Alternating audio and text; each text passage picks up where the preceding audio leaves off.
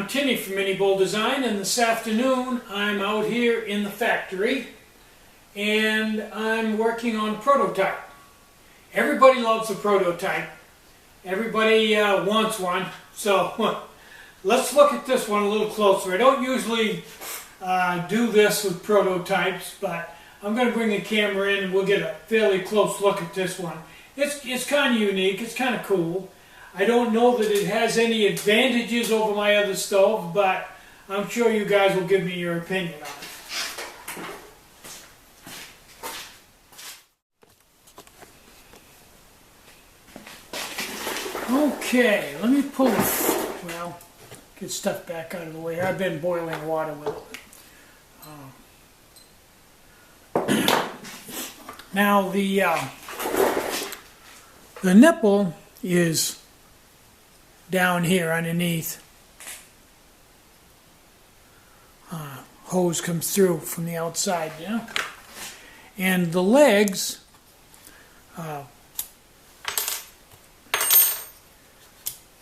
obviously are removable, but they drop in. You can see that not that slot. They drop into that slot and drop down, so they can't go sideways. And then you can pick them up and fold it in if you want to, or just take them right out altogether. Now it has a very deep trough for a safety base, which in this case is not really a safety base so much as and it's not a safety top, it's kind of a safety in the middle type thing. Nice and deep. You can really overfill it and it'll just run down in there and it's fine. And I skeletonized this just to save weight and took all the metal out there, so it really doesn't weigh much. It's pretty light. And this is a prototype, so the ones after the prototype usually get even lighter. So there you have it basically. And I just went with this set of legs because it kind of mimics some of the propane canister stoves, and I like the looks of the legs and the way they work. You can just set your pot right on there. About any size pot will go. You can go all the way from a Snow Peak 450 all the way up to the Snow Peak 900. I've got an M2 wick on it.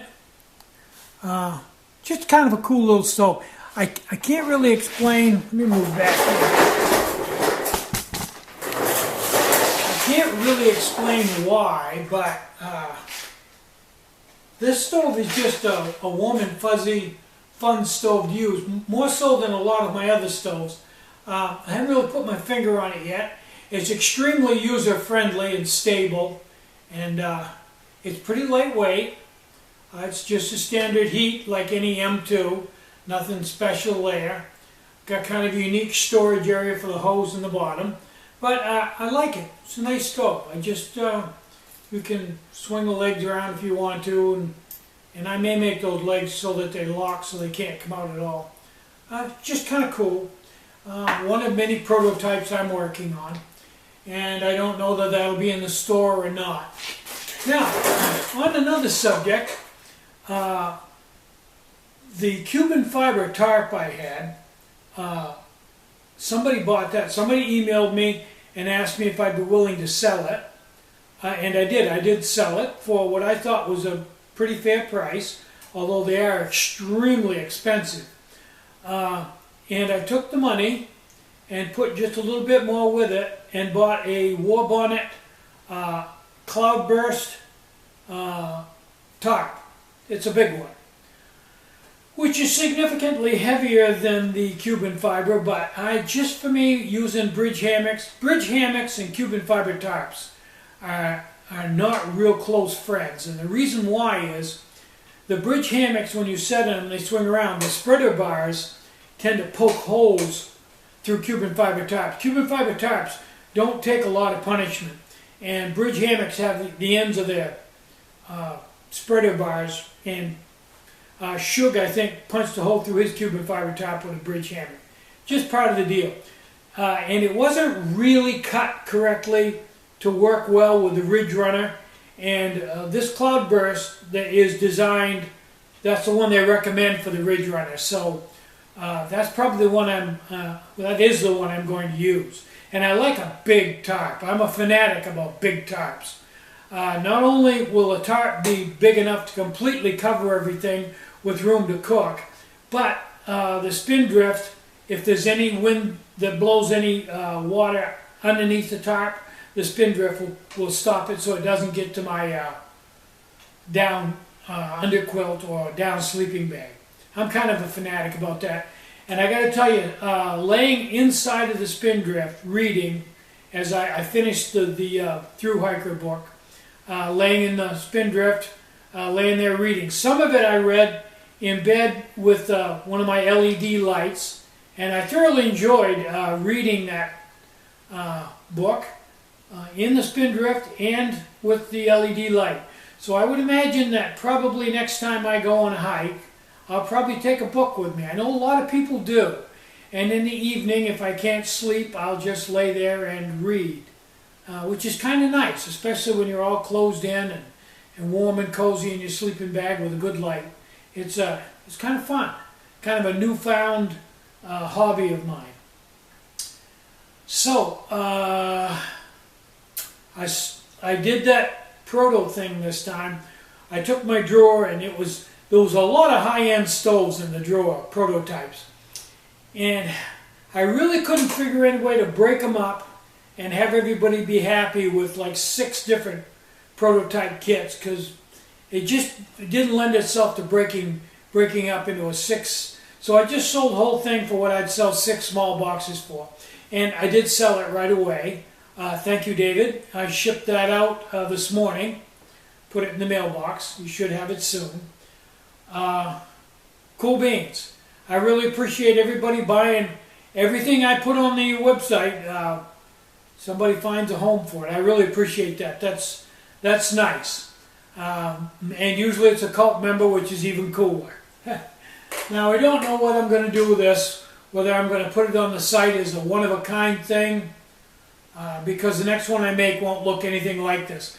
But this in itself is a pretty cool little stove. A lot of work in it, but it's a pretty cool little stove. And I may put this on the website and sell this, maybe, I don't know, for the amount of work I got in it, maybe $50. We'll see. So, we just came back from, we did a little bit of grocery shopping in Newport.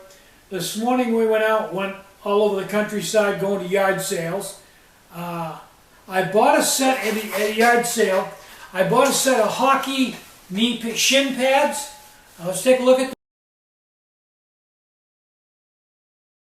Yeah, what I want those for is when I go out in the wintertime and split up wood for kindling, I want to wear those because I've got 1, 2, 3, 4, 5, 6 really bad scars on my shins from hitting a stick of wood, having it fly back and hit my shins. Doesn't happen a lot, but when you're splitting wood every day, it starts to build up towards the end of winter. So I'm going to wear those shin guards and split like a week's worth of kindling all at once, and then I won't have to keep putting them on and taking them off. But I've used shin guards before, especially when I was splitting wood. It's a good idea. So yeah, we went to yard sales and I picked those up. I bought a picture, nice frame, and a picture with a scene of a hunter asleep with deer standing around him. I didn't buy a lot of stuff. That's about the only thing we found, but we had a good time looking. The traffic was pretty thick today, and I noticed there's a lot of people that look like they're having some kind of a party. I don't know whether it's a pre-4th of July or whether it's just that time of year, but looked like a lot of people, there were a lot of cars in the dooryard, and looked like people were getting together for some kind of a celebration. So, I'm Tinny from minibulldesign. Get out and hike. Take a friend. Enjoy the great outdoors. And more important than anything, try to have some fun today and try to have a really great day. Bye-bye.